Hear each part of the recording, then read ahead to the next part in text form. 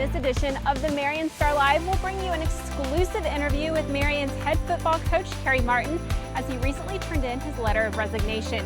We'll also bring you an update on this beautiful facility here at Wildcat Stadium as it sees some upgrades, tell you more about some Christmas festivities happening right here in Marion, including our first ever Lights Parade, and we'll tell you about Adoption Day. All of this and so much more on this edition of the Marion Star Live. Now live from Swinford Media Group.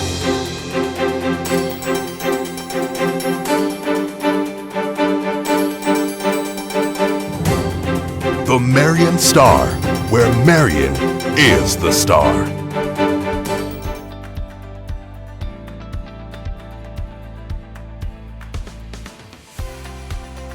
Hello and welcome to the first edition of the Marion Star Live in November. I'm Rachel Stroud. Thank you so much for joining us. Today we're at Wildcat Stadium where crews are hard at work updating the scoreboard and are about to start resurfacing this playing field. Soccer athletes as well as football athletes and other students will have a whole new playing surface here come next fall. We're really excited to see that. With November does come the end of football season, and this year it also brings a letter of resignation from Marion football head coach Kerry Martin. We got to speak with him and find out more about his career and his future plans. Just jump right on in, but you turned in your letter of resignation this week. Can you tell us a little about that decision and what led you there? Well, you know, I considered retirement in 2019 after my teaching career ended, and I retired from teaching that year, spring of 2020, and I decided I wanted to continue coaching, and I went 3 more seasons, and I could still tell I had the desire for it. But beginning this last off season, there was a change. I could tell over the summer, the course of the summer, something was stirring in me, maybe to call it quits. And I began to tell my coaching staff I thought it was about time to retire. I kind of mentioned that maybe before the first game of the year, and throughout the season, even though I still enjoy the game and the game planning and the coaching, I knew I just had a gut feeling it was time to step aside and call it quits and move on to something else. Something I told the players when I told them on Monday, I said, I don't necessarily think I need to give you a list or want to give you a list of reasons why. That's not really the case at all. It's just, I just think it's time. And as I said, it's one of those things I think you just know when you know. And I knew it was getting close a couple of years ago, and my perspective now on retirement has changed dramatically from 2019 to now. And now I was very unsure at that time, but pretty clear in my thinking now. So COVID season to now, a series just of obstacles and challenges, whether on the field or with rules and regulations you have to follow off the field. Yeah. What was that like to kind of be at the helm through that experience? You know, I'm glad I was able to stay on. I didn't, at the time, I decided to continue coaching that season after the 19 season. COVID hadn't manifested itself yet until March of 2020. And in that spring, we lost school, we lost our off season, we lost everything. Even the summer was the beginning of practicing in groups and temperature checks and all kinds of face mask wearing and all kinds of stuff. And it was just I was glad I was there to navigate the program through that whole COVID situation, the COVID spring season, and that very quick following season in the fall. But you know, I think I look back and I appreciate that time. I think we all have a greater appreciation for football, for seasons, for practices that we almost lost. And so I think that was good for me at the end of my career to have that. Had a great season last year with those kids in the fall, but I kind of knew that this was probably going to be one more season and done.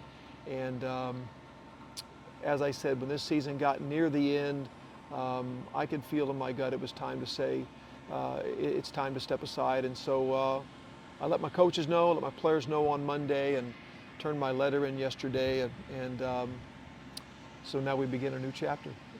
So as you look back on these last 20 years here in Marion,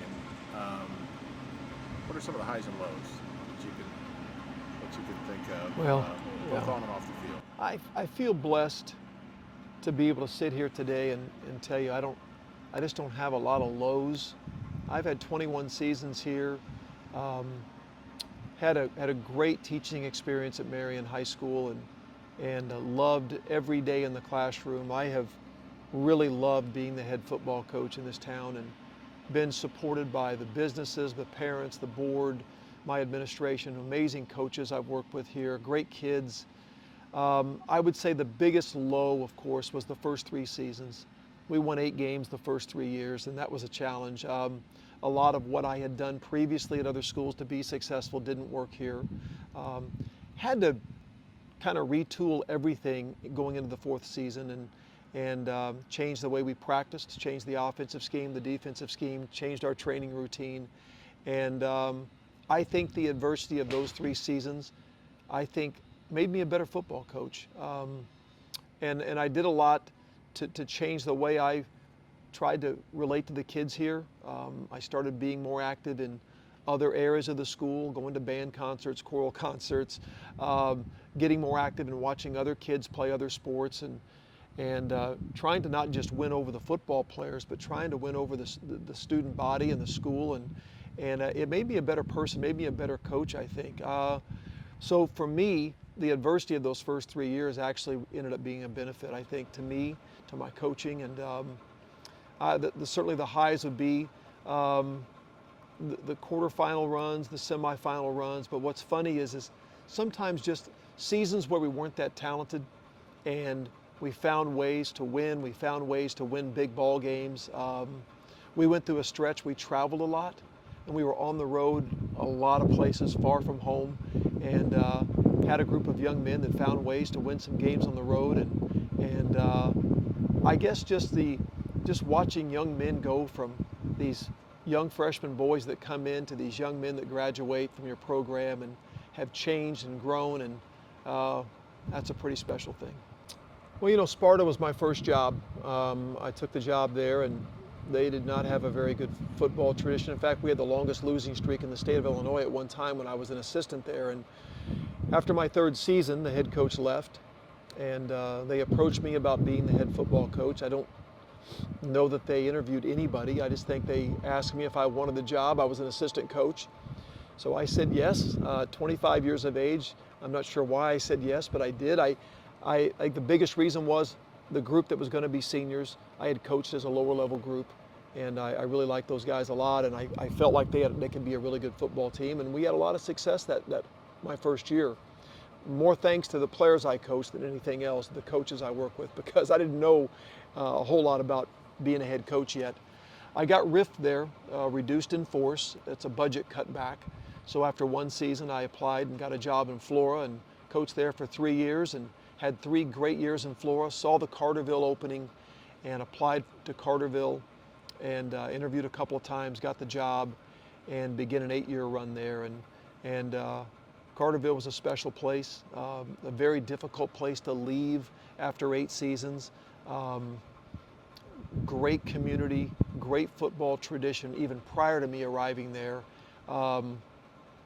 Didn't take a long time. Once we started winning there, you could just feel the tradition of Carterville football coming back, and had pretty good success the 2nd year there. I went 8-2, and then the 3rd year, that class that I had started with as sophomores were seniors, and went on a nice 14-0 run, and just a lot of great memories still to this day of a special group of players, great coaches, a community that just rallied together. They had been through some very difficult times and some tragedy in that town, and I felt somehow, some way, football brought people back together. There was a lot of things special about that season that was more than just what took place on the field, and just a lot of fond memories of all the interactions between family and friends. All my family was able to be there for the championship run. My mom and dad were both alive at the time, and my wife's parents were around and able to come to the games, and my brothers were there. And I don't know, it was just a special time. I think you know, I still stay in touch with a lot of the players on that team, and a lot of them have gone on to some pretty amazing careers. It was a good group. I had a lot of people wondering why I left Carterville to take over the Marion job, and I wanted a new challenge, I guess, at least one more. It would be the 4th coaching stop I would make. And first 3 years we mentioned were tough, and then we had an opportunity to get a little better in 2005 and went 5-4, made the playoffs for the first time. And after 3 years of not being in the playoffs, that was an amazing feeling to be back playing on a Saturday, playing in a playoff game again. And I never appreciated anything more than that. I had missed it. It felt good to be back. The next year, we made a quarterfinal run, and the following year after that, a semifinal run. And I believe that's where it all started. The new tradition began. We got a group of kids in 2005 that really bought in, I think trusted us as a staff, and well, the program just began to change, and the change came very quickly.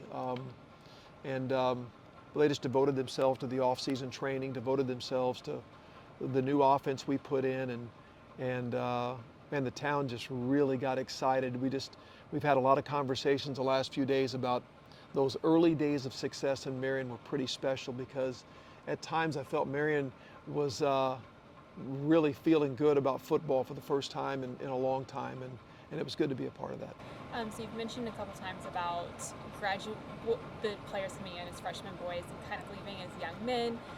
You see football players around school and at other sporting events, and it's very clear that they're set apart and a little bit different of a breed. Can you tell us a little bit about that program and shaping well-rounded humans and not just well-rounded players? Yeah, that's one of the great rewards. I think any coach, no matter what sport they're in, female sports, male sports, whatever it is watching your players, play in your program and then leave, and you get to watch them take on careers, go off to college, raise families, have kids, get married, get promotions.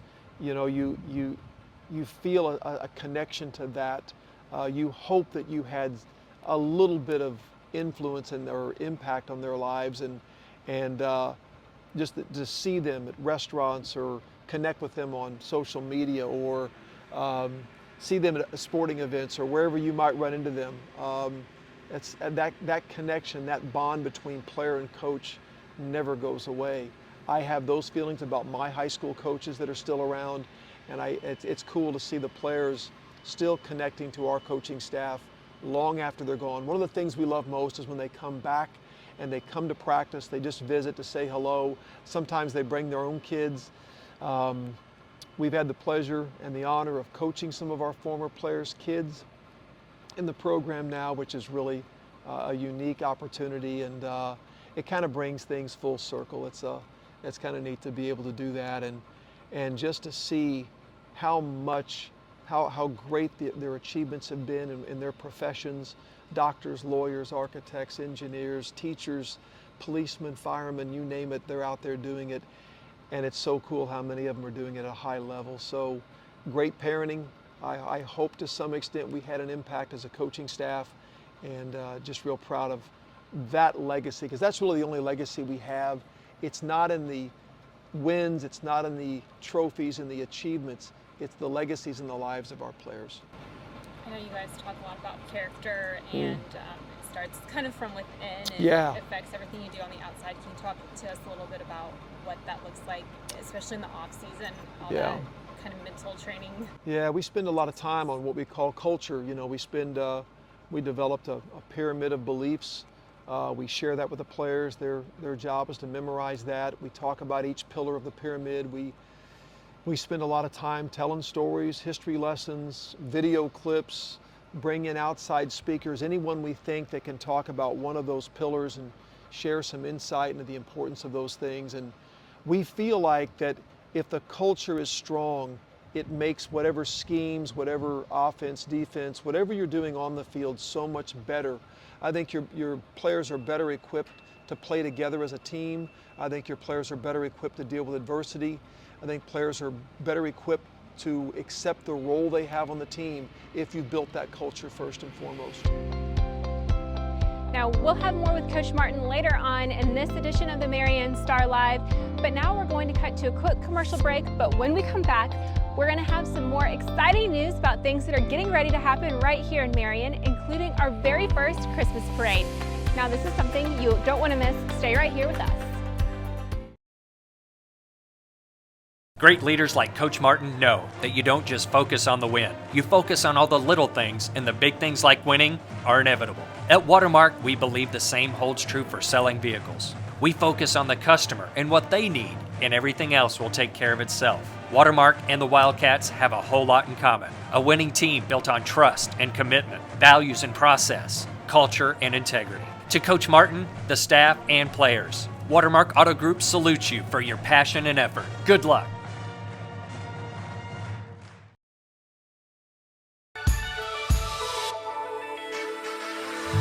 We have the TRIO program. It's a federally grant-funded program, and it serves students that are first-generation college students and/or has a disability. But I think the biggest, most significant advantage of the TRIO program is the mentoring services, because instead of having to go to several different offices, you have one mentor here that you can come to with any question that you might have. Hi, I'm Dr. Lawrence Hatchett, and I'm the owner and founder of Urology Institute. Here at Urology Institute, as you can see, we have one of the most beautiful facilities you'll find probably in this part of the country. We have state-of-the-art treatments and so many different things that are offered here locally, but also, more importantly, a lot of things that can be done right in the office setting. So give us a call if you like at Urology Institute, and then we schedule you for your procedure. So I hope to see you soon.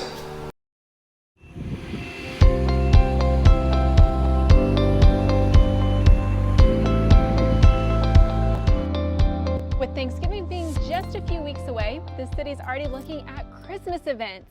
This year, we're going to have several things happening for the whole family to enjoy in our city, including our first ever Lights Parade. Here's Jill at Club 60 with more. So this is the very first year for the Very Merry Marion Holiday Parade. We're super excited about this. Used to, you have to drive out of town to go see some things like this, and now we are bringing it all to you. So on Sunday, November 27th at 5:30 p.m., the parade will start at the junior high here in Marion. It will go around the very newly renovated square and will end at Washington Grade School. Now, of course, you know, we're very merry, very open to everybody who wants to participate. The more the merrier. If you would like to register for the parade, you can go to our website at www.verymerrymarion.com, and we invite schools, organizations, groups, clubs, churches, bands.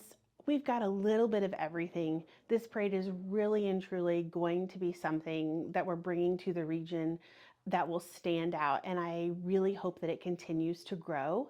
And we just want families to come and have a good time. Along the parade route, there's going to be different food trucks set up so you can get something warm and yummy to have while you're watching the parade. And then after the parade, you can go up to the square and try out our new ice skating rink. The big event, the main events, are going to be December 5th through December 11th.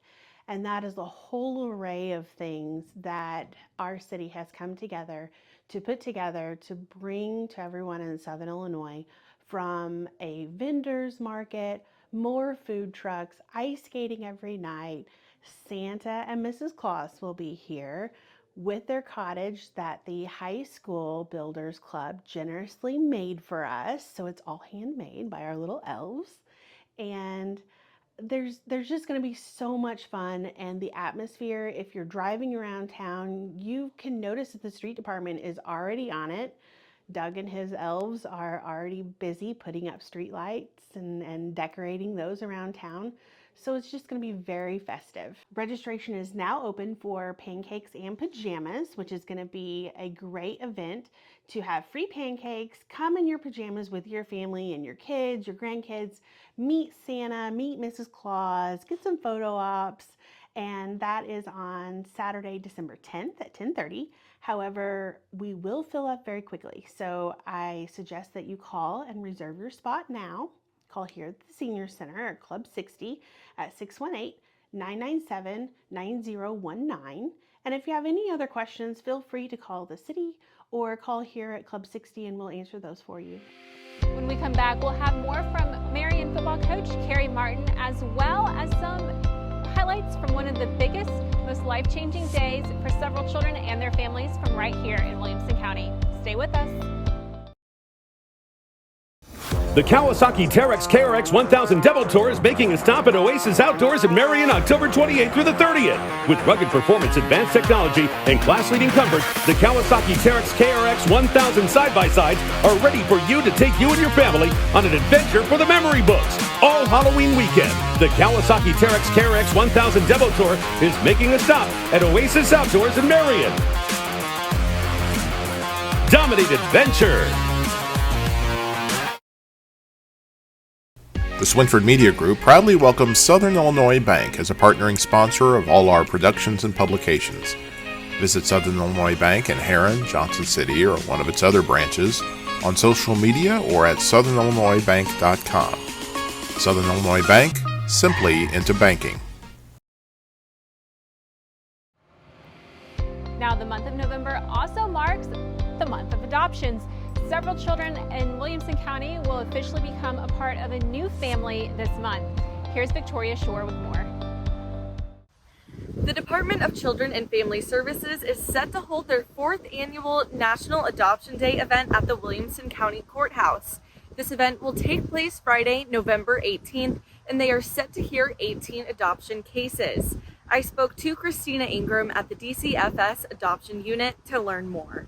We have kids who've been in foster care for, some length of time, and this is really allowing them to have that permanency of knowing this is their forever family, and that's really the point of it. Stepping into the Williamson County Courthouse can mark the beginning of a brand new journey for many families.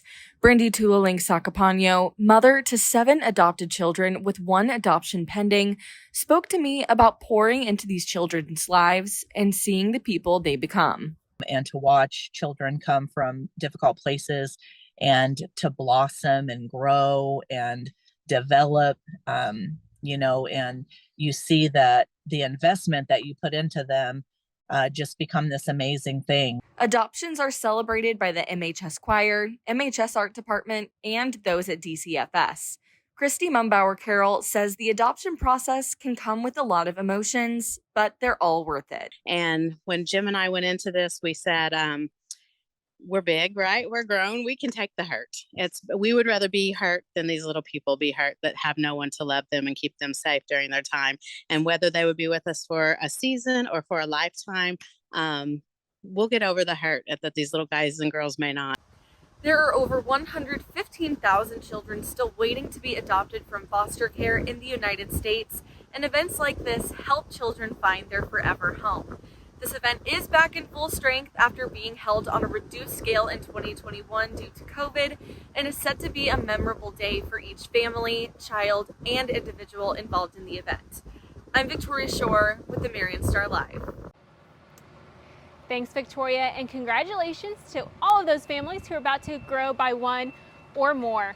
Now, another big congratulations goes out to Coach Martin for a career well done right here in Marion. Here's more of our interview with him. So what's next, Coach? It's a great question. It's the great unknown. I don't really know. I have a lot of interest, I think.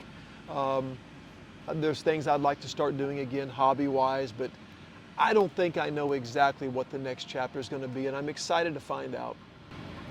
Now you mentioned your staff, and you have a feel for how they'll be able to hold together and continue on. And what would you like to see happen with that going forward with the program and the leadership? Well, there's no doubt. I think the future of Marion football is going to be very successful. We have a really talented group of players coming up from the junior high and our lower level high school programs. My coaches are ready. They're ready to coach beyond Carrie Martin. And I think that's part of my job, is to prepare them for that step. And I've done that by entrusting them and, letting them do what they do. Let them use the gifts they've been given and use those talents every single day. I have been out because of a family tragedy for a period of time.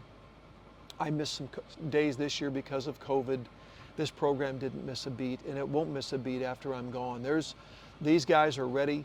I think they'll do a lot of what I did, but I think they'll also make some necessary adjustments and changes as times change, and I think they're ready to take this program to another level, and so I'm excited to watch that happen. Now, congratulations, Coach Martin. It's been an honor to watch you coach this team, and we're excited to see what you do next. That'll about do it for this edition of the Marion Star Live. Thank you for watching with us. Now, if you saw something that you liked, be sure you drop us a comment and let us know what it was. We always love hearing from you. Now, be sure you check out stands for the newest edition of the Marion Star, and keep an eye out as these stories will come out in print in future editions of the Marion Star. For all of us here at the Marion Star Live, I'm Rachel Stroud. Thank you for watching, and we'll see you next time.